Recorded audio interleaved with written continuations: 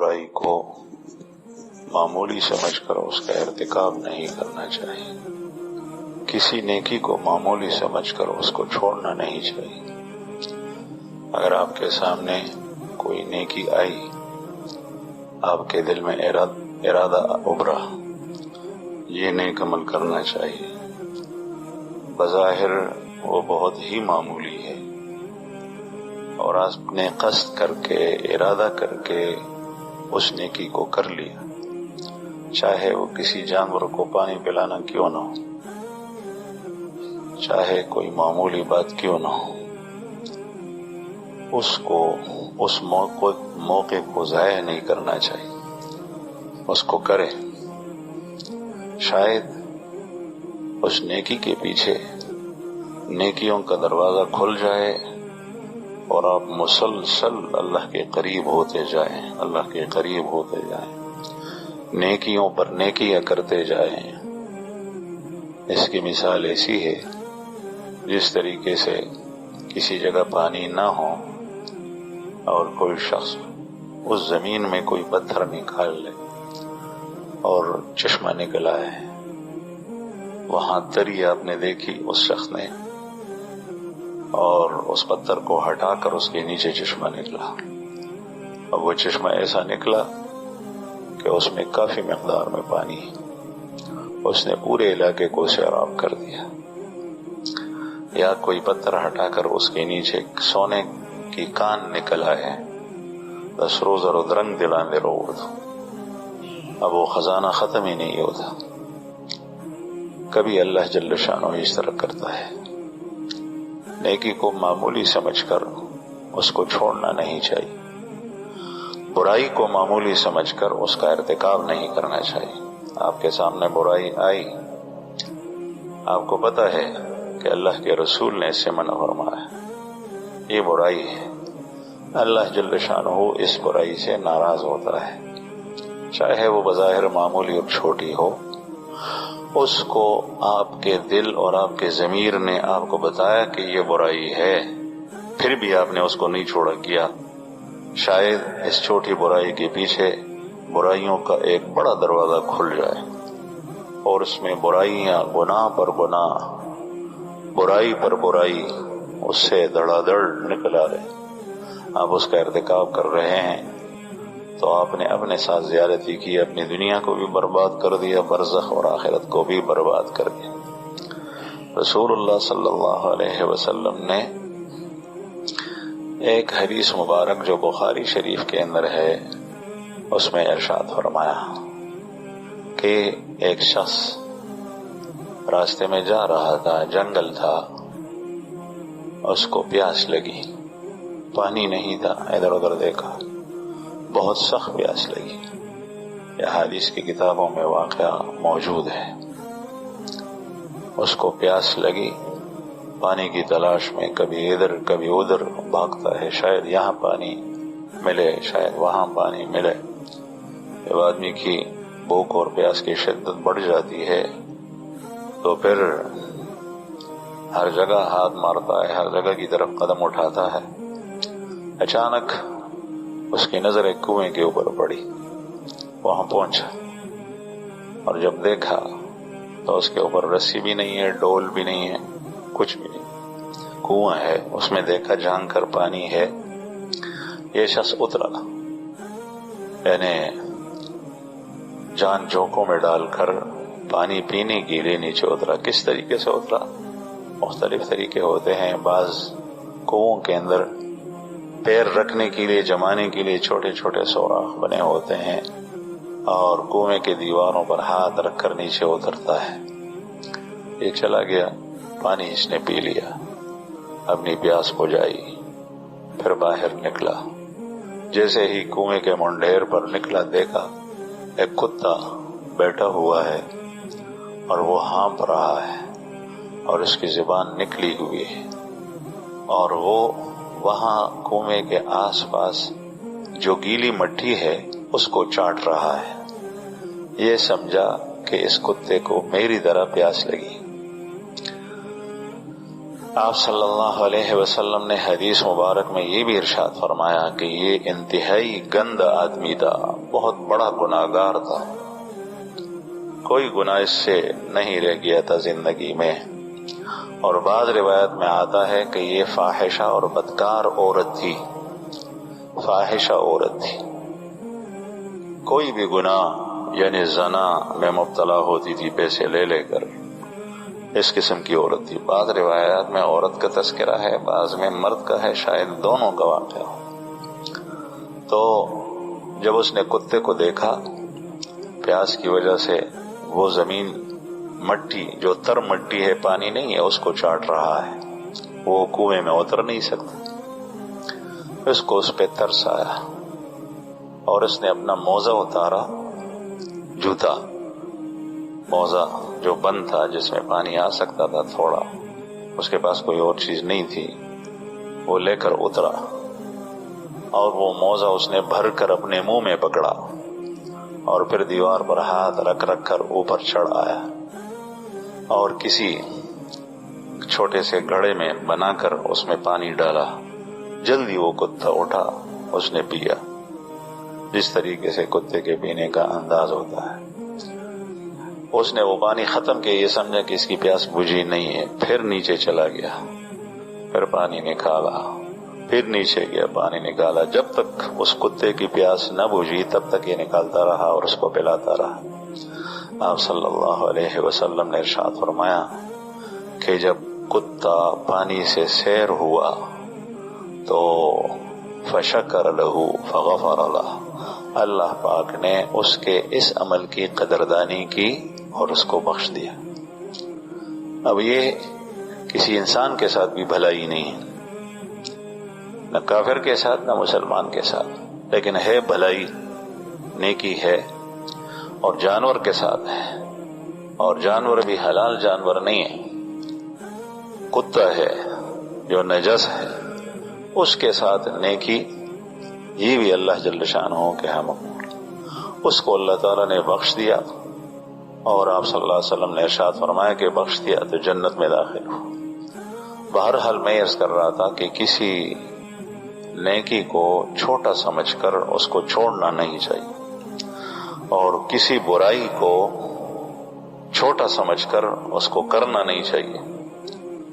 آپ نیک اعمال کیے ہوں گے، چاہے اس برائی کا تعلق تکبر سے ہے، چاہے غیبت سے ہے، چاہے رشوت سے ہے، چاہے جھوٹ سے ہے، چاہے کسی مسلمان کو ایذا دینے سے ہے، چاہے کسی جانور کو ایذا دینے سے ہے، اس کو معمولی نہیں سمجھنا چاہیے۔ معمولی سمجھ کر آدمی کرے گا تو یہ اللہ کی بہت بڑی نافرمانی ہے۔ گناہ کے صادر ہونے کی مختلف صورتیں ہوتی ہیں۔ ایک آدمی گناہ کرتا ہے، گناہ کو گناہ ہی نہیں سمجھتا، اگر اس کا گناہ ہونا اور اس کی معصیت ہونا نص قطعی سے ثابت ہے اور یہ اس کو گناہ نہیں سمجھتا، مثلا سود کا گناہ ہونا نص قطعی سے ثابت ہے اور اسے کو گناہ نہیں سمجھتا، کب کرتا ہے تو یہ دائرہ اسلام سے نکل کر کافر ہو جاتا ہے، اس لیے کہ اللہ جل شانہ کے ایک قطعی حکم کا انکار ہے اور یہ کفر ہے۔ اور اگر اس کو گناہ سمجھتا ہے لیکن کہتا ہے کیا ہوا، یہ ایک گناہ میں نے کر لیا تو کیا ہوا، اس کو معمولی سمجھ کر کرتا ہے تو اس کے پیچھے گناہوں کا دروازہ کھل جائے گا، پھر گناہ سے بچنا بہت زیادہ مشکل ہو۔ اس ایک سے بچنا آسان تھا، چاہے وہ چھوٹا گناہ کیوں نہ ہو، اس کے اوپر بڑے گناہ تھے۔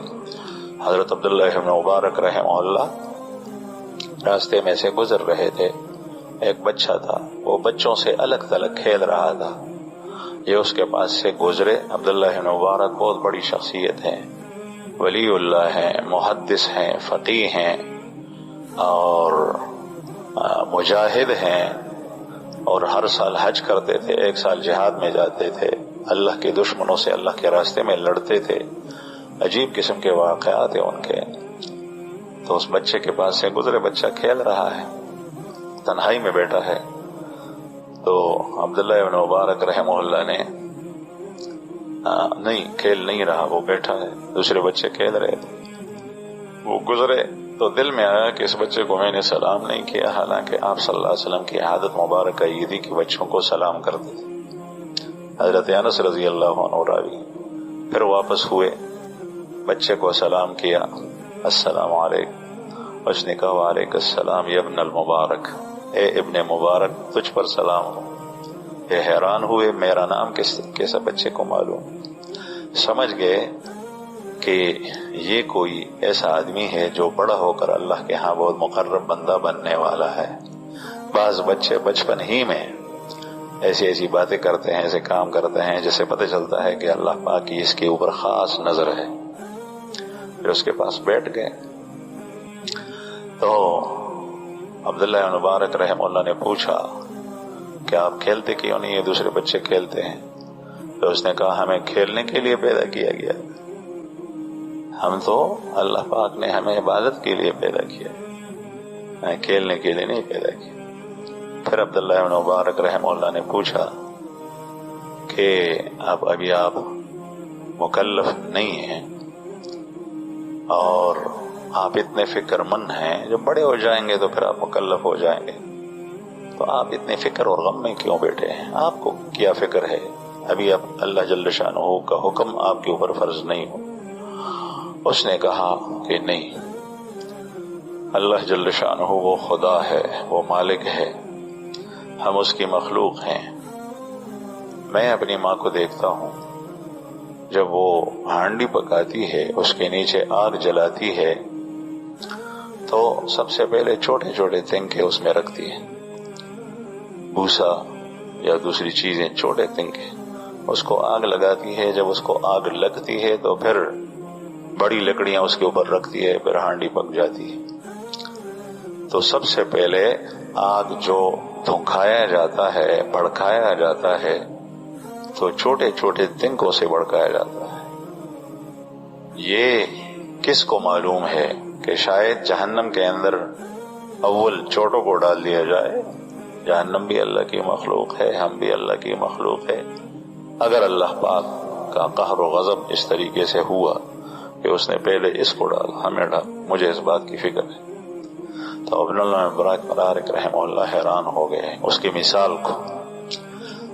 ظاہر ہے کہ ابتدا جس بڑے کام کی ہوتی ہے چھوٹے کام سے ہوتی ہے، پھر وہ آخر میں بڑھ جاتا ہے۔ اس لیے کسی بھی نیکی کو معمولی سمجھ کر اس کو ضائع نہیں کرنا چاہیے۔ ایک دفعہ حضرت یحییٰ علیہ السلام جو حضرت زکریا علیہ السلام کے صاحبزادے ہیں، اور حضرت زکریا علیہ السلام نے ان کو مانگا تھا اللہ تعالیٰ سے دعا کر کر، اور اس وقت حضرت مریم علیہ السلام جو حضرت عیسیٰ علیہ السلام کی ماں ہے بچی تھی، اور اس کو اپنی ماں نے بیت المقدس کی تربیت کے لیے وقف کر دیا تھا۔ تو حضرت زکریا علیہ السلام جو اس کے خالو تھے ان کی تربیت فرماتے تھے، بیت المقدس کے اندر الگ کمرے کا انتظام کیا تھا۔ جب ان کی نگرانی کرتے، دروازہ کھولتے تو حضرت مریم کے پاس کھانے پینے کی چیزیں، پھل وغیرہ دیکھ، تو حضرت مریم سے پوچھتے انا لک ھذا، قالت هو من عند اللہ ان اللہ یرزق من یشاء بغیر حساب۔ یہ پھل تیرے پاس کہاں سے آیا؟ حضرت مریم بچی تھی، کہتی هو من عند اللہ، اللہ کی طرف سے آیا ہے، ان اللہ یرزق من یشاء بغیر حساب، اللہ تعالیٰ جب چاہے تو بغیر حساب کے رزق دیتا ہے۔ بغیر حساب کے کا مطلب زیادہ واضح یہ بھی ہے کہ بہت زیادہ رزق دیتا ہے جس کو چاہتا ہے۔ حضرت زکریا علیہ السلام نے اس وقت دعا کی کہ یا اللہ، جب بغیر موسم کے پھل آپ مریم کو دے سکتے ہیں تو میں بوڑھا ہو چکا ہوں، مجھے بھی اولاد دے۔ ان کی اولاد نہیں تھی، قرآن کریم میں اس کا تذکرہ ہے۔ اللہ تعالیٰ نے بشارت دی کہ تیرے ہاں لڑکا ہوگا۔ جب یہ بشارت دی تو انسان کی فطرت ایسی ہے، یا اللہ کیسے ہوگا، میں تو بوڑھا ہو چکا ہوں، میری بیوی بانجھ ہو چکی ہے، وہ بھی بوڑھی ہے، بچہ کیسے ہوگا؟ تو اللہ پاک نے فرمایا ایسے ہوگا جس طریقے سے عام بچے ہوتے ہیں، اللہ کے لیے کیا مشکل۔ حضرت زکریا علیہ السلام نے پوچھا کہ نشانی کیا ہوگی؟ اللہ پاک نے ارشاد فرمایا کہ جس وقت بچے کا علوق ہوگا یعنی ماں کے پیٹ میں بچے کا تخم لگے گا، ان دنوں میں آپ کسی کے ساتھ بات نہیں کر سکیں گے، اشارے کرتے ہوں گے، بات نہیں کر سکیں۔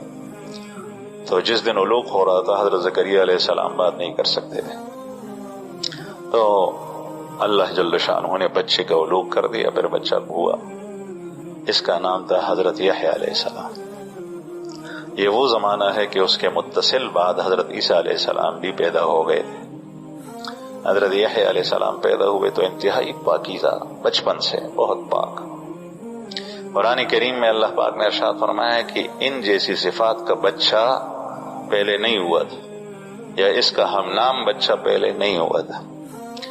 یہ بڑا ہو گیا، بچپن میں اس نے کہا کہ میں اللہ کا بندہ ہوں۔ بڑا ہو کر ایک دفعہ ابلیس شیطان سے اس کی ملاقات ہوئی، تو اس نے اپنی شناخت کرائی کہ میں شیطان ہوں، ابلیس ہوں۔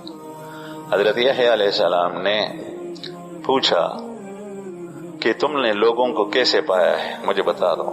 آپ لوگوں کے ساتھ ملتے ہیں، ان کو گمراہ کرنے کے لیے وسوسے ڈالتے ہیں، لوگوں کو کس طرح پایا؟ تو اس نے کہا لوگ 3 قسم کے ہیں۔ ابلیس نے کہا ان میں ایک قسم وہ ہے کہ ان کی مثال گیند کی طرح ہے، جس طریقے سے بچے گیند کے ساتھ کھیلتے ہیں، ہاتھ سے مارا، پیر سے مارا، اس طرف مارا، وہاں گیند چلا گیا، اس طرف مارا، وہاں چلا گیا، نالی میں گرا دیا، نالی میں گر گیا، پانی میں گرا دیا، پانی میں گر گیا، جہاں اس کو پھینکتے ہیں وہاں چلا جاتا ہے اور دوڑ کے چلا جاتا ہے گیند۔ اس کی خاصیت یہ ہے گیند کی بال۔ تو بعض لوگ ایسے ہیں جن کی مثال گیند کی طرح ہیں، جس طرف میں ان کو لڑکا دیتا ہوں اس طرف چلے جاتے ہیں۔ کسی کو سود میں مبتلا کر دیا، کسی کو رشوت میں مبتلا کر دیا، کسی کو زنا میں مبتلا کر دیا، کسی کو غیبت میں مبتلا کر دیا، کسی کو جھوٹ میں مبتلا کر دیا، کسی کو کس گناہ میں، کسی کو کس گناہ میں۔ میرے لیے بہت زیادہ آسان ہے، بس جیسے ہی وسوسہ ڈالتا ہوں ادھر چلے جاتے ہیں۔ ایک قسم لوگوں کی یہ لوگ میرا سرمایہ ہے اور ان کو گمراہ کرنا میرے لیے بہت زیادہ آسان ہے۔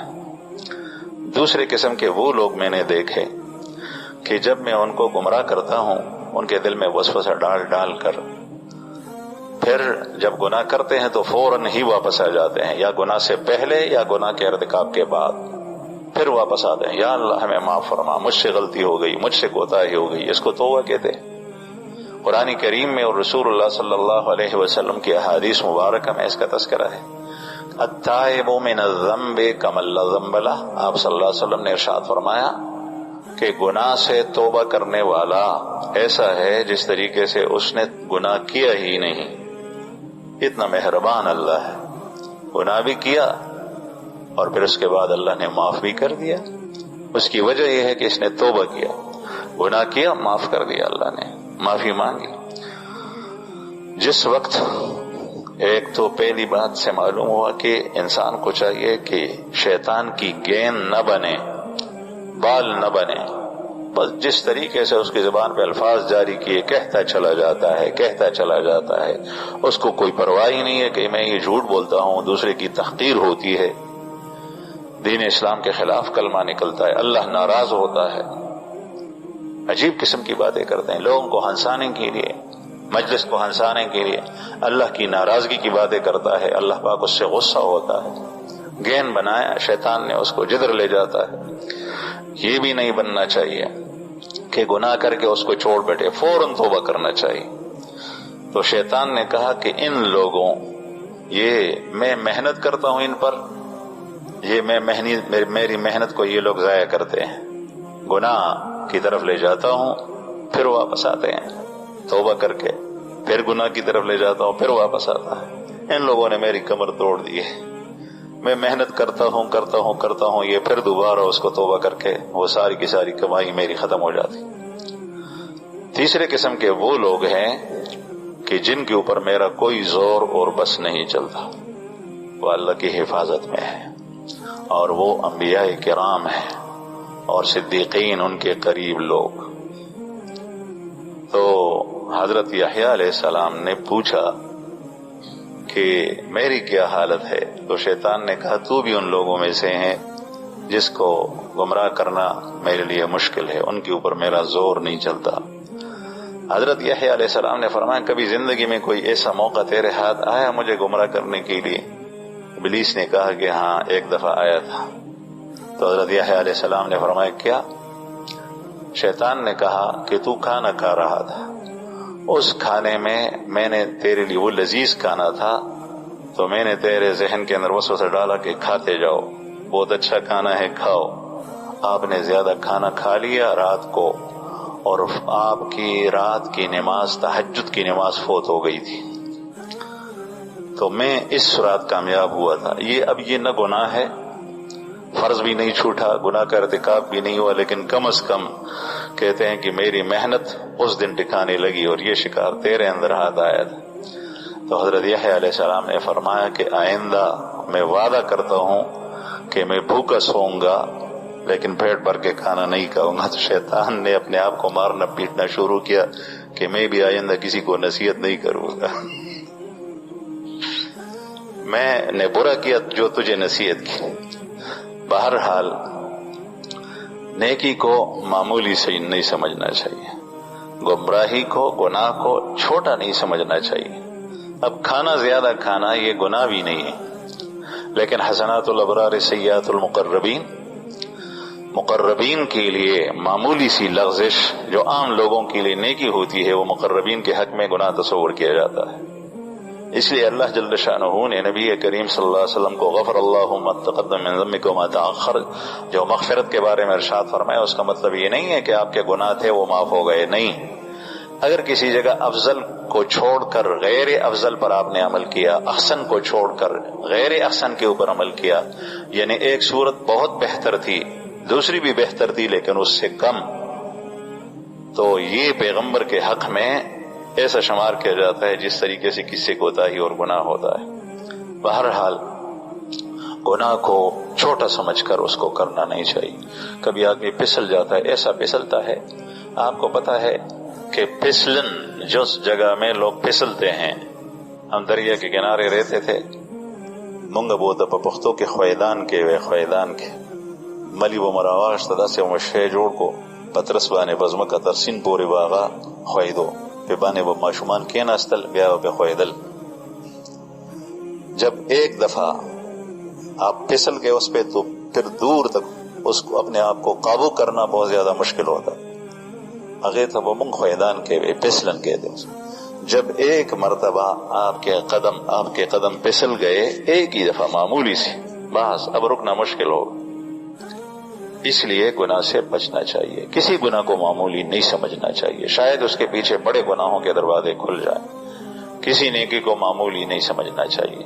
حضرت فاطمہ رضی اللہ عنہا روایت کرتی ہیں کہ نبی کریم صلی اللہ علیہ وسلم ایک دفعہ ہمارے گھر تشریف لائے، سخت بھوک کی حالت تھی، یعنی ایک قسم کی قحط، اس میں کھانا نہیں ہوتا تھا، بہت کم ہوتا تھا۔ آپ صلی اللہ علیہ وسلم نے ارشاد فرمایا، ازواج مطہرات کے ہاں دیکھا، نبی کریم صلی اللہ علیہ وسلم کو سخت بھوک لگی تھی، کھانا ہے؟ سب نے کہا نہیں۔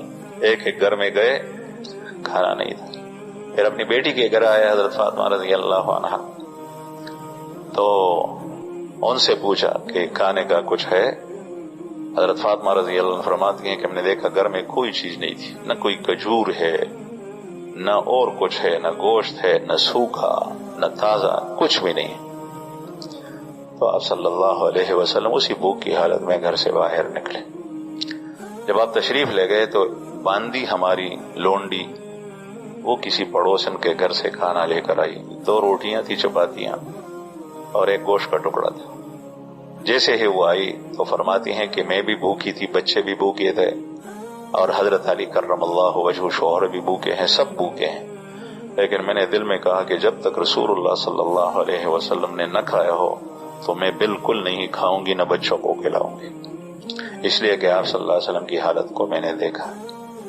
چنانچہ رسول اللہ صلی اللہ علیہ وسلم کے پیچھے کسی کو بھیجا اپنے بچوں میں سے کہ یا رسول اللہ اب ہمارے ہاں تشریف لائیں۔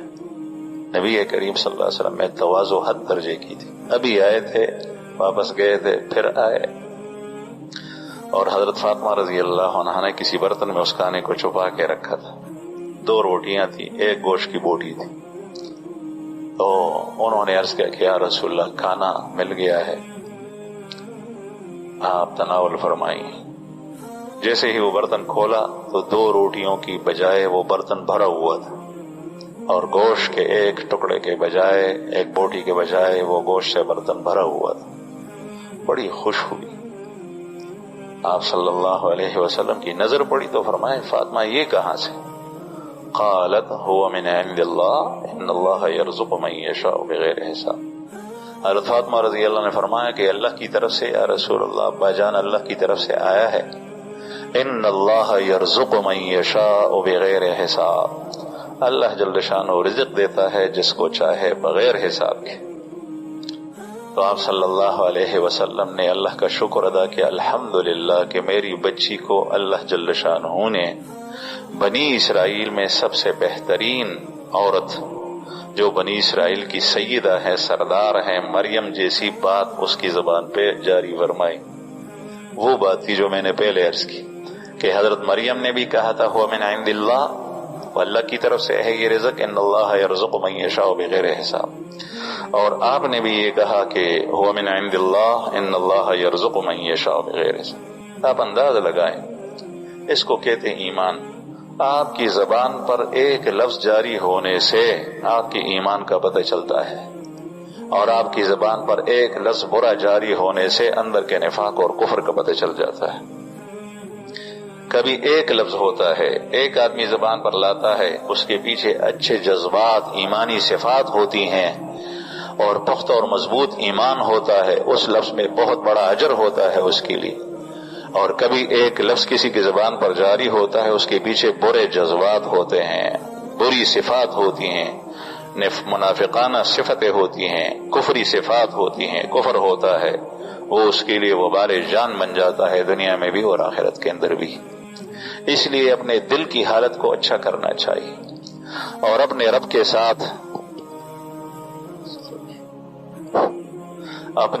ساتھ ہر وقت اچھا گمان کرنا چاہیے. اچھی باتیں، اچھے کام جو بھی ہوں اس کی نسبت اللہ کی طرف کریں. ہمارے گھروں کے اندر یہی تذکرہ ہوتا ہے، بیوی کو بھی میں آپ کو کھلاتا ہوں، بچوں کو، جوان بیٹوں کو میں دیتا ہوں، میں کھلاتا ہوں، میں نے یہ کام کیا، میں نے یہ کام کیا، یہ میرے چھوٹے بھائی ہیں، میں نے ان کو بڑا کیا، میں نے ان کو خرچہ دیا، میں نے اور میں نے ہر جگہ میں ہوتا ہے. اور یہ بکری کی خاصیت ہے، اور اس کا نتیجہ یہ ہوتا ہے کہ اللہ جل شانہ نعمت اس سے چھین لیتا ہے. پھر قیامت کے دن بھی اس رسوائی اور ذلت ہوتی ہے کہ اب اپنے آپ کو چھوڑاؤ، تو میں کرتا رہا. اس لیے کہ انسان کے ہاتھ میں، آپ کے ہاتھ کے ذریعے جو رزق کسی کو پہنچا وہ اللہ کی طرف سے آیا ہے، آپ کی سعادت مندی اور خوش قسمتی ہے. میں تو ساتھیوں سے یہ کہتا ہوں کہ اللہ پاک نے یہ کام کرنا تھا، اور ہماری مارکیٹ بڑھائی، ہماری قیمت لگی، اللہ پاک نے ہمارے نمبر ہمیں لگائے. کام اللہ نے کیا، نمبر ہمارے لگے. لوگ کہتے ہیں فلاں نے یہ کام کیا، وہ اللہ تعالیٰ نے کیا ہے. اس لیے ہر اچھے کام کی نسبت اللہ کی طرف کرنی چاہیے، ہر برے کام کی نسبت اپنی ذات اور نفس کی طرف اور شیطان کی طرف کرنی چاہیے. قرآن کریم دیکھے، اس میں یہی ہے. رسول اللہ صلی اللہ علیہ وسلم کی احادیث دیکھے، اس میں یہی. برا کام ہو جائے کہ میری ذات کی طرف سے ہوا، شیطان کی طرف سے ہوا، شیطان نے مجھے گمراہ کر دیا. اچھی بات زبان پہ آئی، اچھا کام کیا، اللہ کی طرف سے ہوا، اللہ نے توفیق دی. ہمارا رب اسی پہ خوش ہوتا ہے. اللہ جل شانہ کی تعریف، اللہ تعالیٰ جس طرح اپنی تعریف سے خوش ہوتا ہے کسی چیز سے نہیں. اس کی وجہ یہ ہے کہ تعریفوں کا مستحق ہے وہی، اس کے علاوہ کوئی اور ہے نہیں. قرآن کریم کی ابتدا اسی سے ہوتی ہے، الحمدللہ الحمدللہ. یہ جو تو نے بڑا کام کیا ہے، یہ جسم تیرا کس نے پیدا کیا ہے؟ تو نے پیدا کیا ہے، اللہ نے پیدا کیا ہے. تیری ماں نے پیدا کیا ہے؟ نہیں، اللہ نے پیدا کیا ہے. تیری ماں کو خبر بھی نہیں تھی. تیرے باپ نے پیدا کیا ہے؟ نہیں، اللہ نے پیدا کیا ہے. جس آنکھوں سے تو نے اس چیز کو دیکھا، وہ آنکھیں کس نے دی ہے؟ اللہ نے دی ہے. جو ہاتھ تمہارے اور انگلیاں اس میں استعمال ہوئی وہ ہاتھ اور انگلیاں کس نے پیدا کی؟ اللہ نے پیدا کی. جو زبان تیری اس میں استعمال ہوئی وہ اللہ نے پیدا کی. جو ذہن اور دماغ تیرا اس میں استعمال ہوا تو نے اچھا کام کیا اور اس ذہن کے اندر اچھی باتیں ڈال دی، یہ اللہ جل شانہ نے کیا ہے. یہ ذہن یہ دماغ اللہ پاک نے دیا ہے، اس کی تخلیق اللہ نے کی.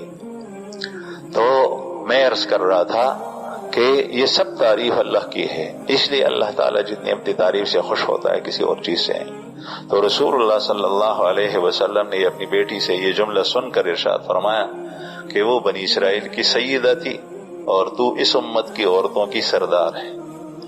وفاطمۃ سیدۃ نساء اہل الجنہ، خطبے میں خطیب پڑھتا ہے، اور فاطمہ وہ اہل جنت کی عورتوں کی سردار ہے، اس لیے کہ اللہ جل شانہ کی طرف منسوب کرتی ہے. قالت هو من عند اللہ ان اللہ یرزق من یشاء بغیر حساب. تو سب نے مل کر کھانا کھایا، بچوں نے بھی کھایا، رسول اللہ صلی اللہ علیہ وسلم نے بھی کھایا. آپ صلی اللہ علیہ وسلم دنیا میں جو چاہتے تو اللہ جل شانہ دیتے، ہماری طرح نہیں. ہم نمازیں بھی پڑھتے ہیں تو اس لیے کہ پیسے زیادہ آ جائیں، اب دعائیں بھی مانگتے ہیں تو اس لیے کہ ہمارے کام بنے دنیا کے، ایمان، مغفرت، جنت، آخرت، یہ ساری کی ساری چیزیں بعد میں ہیں. سب سے پہلے ہماری دوڑ دھوپ نیکی کی شکل میں، مسجد میں آنے کی شکل میں، کسی نیک مجلس میں بیٹھنے کی شکل میں اصلاح نہیں ہے، ایمان نہیں ہے، دنیا ہی دنیا ہے. اور آپ صلی اللہ علیہ وسلم کا مقصد دنیا نہیں تھا. آپ چاہتے تو آپ کے لیے پہاڑ سونے کے بن جاتے، آپ چاہتے تو مکے کے اندر جو ہے وہ نہریں بہتی، آپ چاہتے تو پورے خزانے دیے جاتے. فرشتے آتے ہیں اور فرشتے کہتے بھی ہیں، آپ صلی اللہ علیہ وسلم ارشاد فرماتے ہیں نہیں، میں تو اس بات کو پسند کرتا ہوں کہ میں ایک دن کھاؤں سیر ہوں، ایک دن بھوکا رہوں. اور آپ صلی اللہ علیہ وسلم نے دعا مانگی ہے، اللہم احینی مسکینا وامتنی مسکینا واحشرنی فی زمرۃ المساکین. اے اللہ مجھے زندگی مسکینوں کے ساتھ عطا فرما، میری موت بھی مسکینوں کے ساتھ عطا فرما. واحشرنی فی زمرۃ المساکین، اور قبروں سے اٹھا تو اس جماعت میں اٹھا جو مساکین کی جماعت ہے، جن کو دیکھ کر اس پر اللہ کو رحم آتا ہے. اس کے بعد وہ کھانا پھر بھی بچا، رسول اللہ صلی اللہ علیہ وسلم کا معجزہ تھا، اللہ کی طرف سے اس میں برکت آئی. ازواج مطہرات کو سب کو کھلایا اور اڑوس پڑوس کے اندر بھی وہ کھانا تقسیم ہوا. بہرحال میں یہ عرض کر رہا تھا کہ نیکی کو معمولی نہیں سمجھنا چاہیے، اور کبھی بھی آپ کے سامنے کوئی نیکی آ جائے تو فوراً کر گزرے. دل میں خیال آیا فوراً اس کو کر گزرے، چھوٹا نہ سمجھے. اللہ جل شانہ کی طرف سے پھر ایسے راستے کھل جائیں گے نیکیوں کے کہ پھر شیطان آپ کو آسانی سے گمراہ بھی نہیں کر سکے گا. اور کسی گناہ کو معمولی نہیں سمجھنا چاہیے. ہر گناہ گناہ ہے، ہر گناہ جہنم کی ایندھن ہے. شاید اس چھوٹے گناہ کے پیچھے بڑے گناہوں کا دروازہ کھل جائے اور انسان پھر ہلاکت کے اندر مبتلا ہو جائے. اللہ پاک ہماری حفاظت فرمائے. یہ محرم کا مہینہ ہے، اس میں جو آپ دیکھتے ہیں سنتے ہیں یہ ہو رہا ہے یہ ہو رہا ہے، یہ ساری کی ساری چیزیں گناہ ہیں، معصیت ہے. اپنے آپ کو زد و کوب کرنا، رسول اللہ صلی اللہ علیہ وسلم نے ارشاد فرمایا کسی کے پر غم کرنا، سوگ کرنا 3 دن سے زیادہ جائز نہیں، الا بیوی کے لیے کہ وہ شوہر پر سوگ کرے تو 4 مہینے 10 دن. لیکن آج کل شوہر کا انتقال ہوتا ہے، اسی گھر کے اندر بیوی ٹھہر نہیں سکتی. اس کی وجہ یہ ہے کہ یا تو یہ بازاروں میں یہ عورت گھومتی تھی اور یا پھر اپنے گاؤں کے اندر کبھی ایک کے گھر جاتی کبھی دوسرے گھر جاتی. 4 مہینے 10 دن اس کے لیے ٹھہرنا بہت زیادہ مشکل ہو جاتا. وہ نہیں ٹھہرتی، لیکن جو بے جا سوگ ہے وہ کرتی ہے، مناتی. تو یہ حرام ہے، اپنے آپ کو زد و کوب کرنا حرام ہے. ہمیں چاہیے کہ جتنے ہمارے اکابر صحابہ کرام، حضرت عمر فاروق رضی اللہ عنہ شہید ہوئے، حضرت عثمان ذو النورین رضی اللہ عنہ شہید ہوئے، حضرت علی کرم اللہ وجہہ شہید ہوئے، ان حضرات کے پیچھے ہمیں چلنا چاہیے. اور آپ صلی اللہ علیہ وسلم کے ہم عمر تھے، 63 سال کی عمر میں چلے گئے دنیا سے. ان کی سیرت کو اپنانا چاہیے، ان کے راستے کے اوپر چلنا چاہیے، ان کی صفات اپنانی چاہیے، نہیں کہ کیوں چلے گئے، کیوں ان کے ساتھ یہ واقع ہو. یہ اللہ جل شانہ حساب کتاب آخرت میں انشاءاللہ وہ خود کرے گا. اللہ جل شانہ کی عدالت ہوگی اور اللہ پاک قاضی ہوں گے، وہ فیصلہ فرمائے گا. قرآن کریم میں جگہ جگہ آتا ہے جن چیزوں میں تم اختلاف کرتے تھے دنیا کے اندر تو اللہ نے قانوناً بتا دیا کہ یہ حق ہے، یہ باطل، یہ حق پر ہے، یہ باطل پر ہے. یہ فیصلہ یہاں ہو چکا ہے، لیکن نتیجہ اور جزا اور سزا دینے کے اعتبار سے جو فیصلہ ہوگا وہ آخرت میں ہوگا. ہر شخص کو اس کے عمل کے مطابق جزا و سزا دیا جائے گا. تو ان اکابر کی سیرت کو اختیار کرنا چاہیے، ان کے قدم پر چلنا چاہیے. رسول اللہ صلی اللہ علیہ وسلم، صحابہ کرام اور تابعین، اور پھر ان مہینوں کے اندر آپ صلی اللہ علیہ وسلم نے ارشاد فرمایا کہ سب سے افضل مہینہ روزوں کا رمضان کے فرض روزوں کے بعد وہ محرم کا مہینہ ہے. آدمی اس میں روزہ رکھ سکتا ہے، خصوصاً تاسوعہ اور عاشورہ کے اندر، یعنی 9 محرم اور 10 محرم کو یہ رکھے. آپ صلی اللہ علیہ وسلم کی اتباع کریں. ہمارے لیے سب سے زیادہ اتباع کے لیے لائق رسول اللہ صلی اللہ علیہ وسلم کی ذات اقدس ہے، پھر آپ صلی اللہ علیہ وسلم کے صحابہ کرام، اور آپ صلی اللہ علیہ وسلم ہر 10 دن کو روزہ رکھتے تھے، 10ویں تاریخ کو. اور جس سال آپ کا انتقال ہو رہا تھا فرمایا کہ آئندہ میں تاسوعہ 9 تاریخ کو بھی ساتھ ملاؤ. صدقہ خیرات آدمی کرے، جتنا لوگوں کو کھلائے، جو نیک کام کرے تو اللہ جل شانہ کے ان کی قدر ہے. اللہ پاک ہمیں نیکی کی توفیق دے اور ہمیں ہر برائی سے، چاہے وہ چھوٹی ہے یا بڑی ہے، اس سے بچائے، اور نبی کریم صلی اللہ علیہ وسلم کی طرز زندگی اپنانے کی توفیق نصیب فرمائے. وآخر دعوانا